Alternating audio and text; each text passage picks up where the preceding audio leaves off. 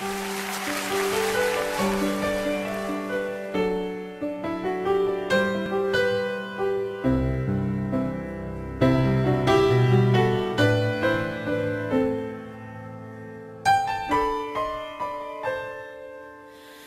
história é um exemplo pra mim.